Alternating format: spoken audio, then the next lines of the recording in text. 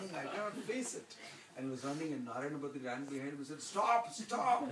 And everybody was watching, and Pundanam was running. He caught up with him and grabbed his feet.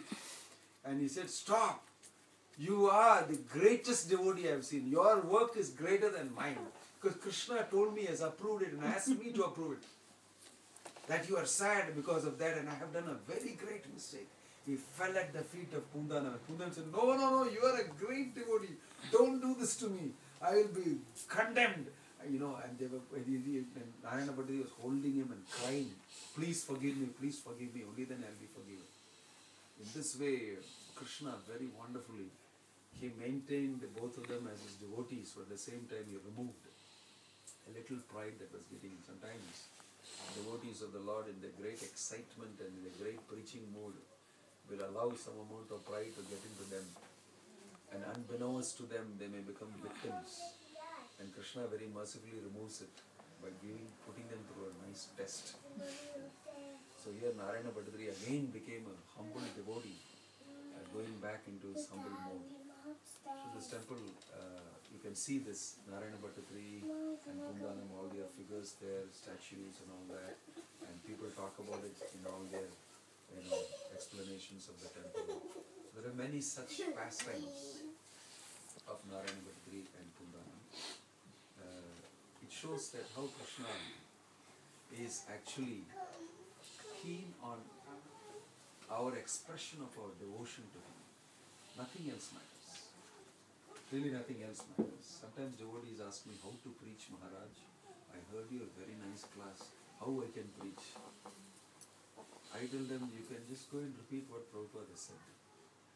It doesn't mean that preaching means that you have to be a speaker. I was introduced as a speaker, so I'm just saying, we have a nice speaker. So even this also has got a speaker. It's a nice speaker. Because it never makes a mistake. It comes out very nicely. Some of them are stereophonic and quadrophonic, and you have, woofer and booster and, surround sound and blah blah, everything. It comes. They are also speakers. In our society, sometimes we will see, in the world we will see people who are good speakers.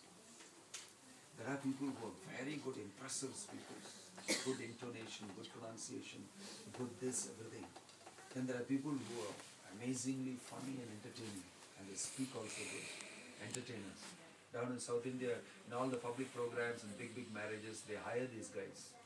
They come and then so-and-so person is going to speak, oh really, I want to go and hear him, he cracks such jokes and he's such an entertainer. They go and hear him, they're hired.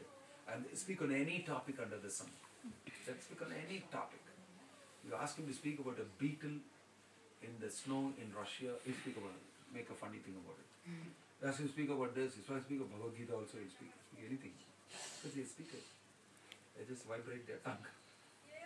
Entertainers, speakers, then scholars, boom, they will speak, wow, what Sanskrit, what meaning, what explanation of scholars, scholarly speaking, he quotes Shastra. But Prabhupada was a preacher. He would speak, he would actually preach, he would reach out, and he will, shake your heart, put Krishna in it, and you will feel, I must do something about it. I must get up and do something about Krishna consciousness. He will get up with that feeling and go around, chant Hare Krishna, read his books, and talk about it to others.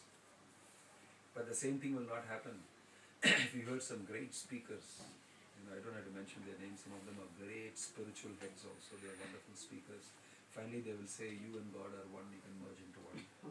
And they speak wonderfully. They'll help you to merge with the Lord. And you've heard about merging to Brahma Bhuta Prasanatma Shloka.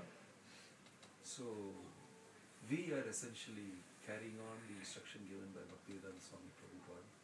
You don't need to be a scholar, don't need to be a speaker, don't need to be an entertainer. You simply transfer this message, use your tongue, and tell others, chant Hare Krishna. And whatever you know, if you have speaking ability, good, use it. If you have a scholarship ability, good, use it. But don't say, because I don't have speaking ability, I cannot preach. That's not true. Prabhupada came to America and he was not known as a great speaker or anything. He came and with his thick Bengali accent, he started chanting Hare Krishna in Conference Square Park. Because he said the Hare Krishna Mahamantra is potent, it will affect them. And out of his mouth purely he wished that they will all surrender to Krishna, and he sang and everybody joined him. And then he would sit there and he speak in his thick Bengali accent. Krishna is the supreme person. What does an American know? Who's going to listen to an Bengali monk come from somewhere 70 years old? Why? They heard him.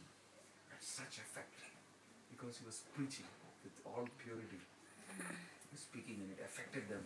And they all became, he has more number of followers than all the speakers and scholars have. And still multiplying and multiplying. Why? Because he's a preacher. He carries a message of Krishna sincerely and gives it. His books, if you read, you will feel Prabhupada is speaking to you. The impersonalist is having a hellish destination. It hits you like a thud. It's written there. Hellish. Don't ask for merging into the Lord. Hellish. Become a devotee. All these things are powerful because it's from Prabhupada who completely is surrendered to Krishna and he believes in what he's saying and he's telling you, I can transport you to the spiritual world. Just chant Hare Krishna. You have faith in it, you get this message to somebody else, they will also become devotees. So anybody can be a preacher, irrespective of whether you can speak well or not, irrespective of whether you are a scholar or not. You Jare deko tahe kaho Krishna upadesh amaragnya guru hoi tare desh. That's why Lord Chaitanya did not say, if you are a good speaker, if you are a good devotee, then you can do Jare deko. He didn't say anything. Didn't pre-qualify that statement. Whoever you are, whomever you meet, Jare deko tahe kaho, give Krishna upadesh. If you follow this order of mine, amaragnya guru hoi, you become a guru in that particular area and liberate all these people. Tare desh. So we give Siksha. Every one of you, some Mataji is asking how we can satisfy, in Prabhupada's mission, what we can do.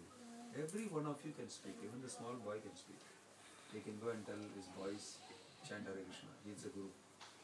If he goes and tells people chant Hare Krishna and makes them devotee, he is a powerful guru.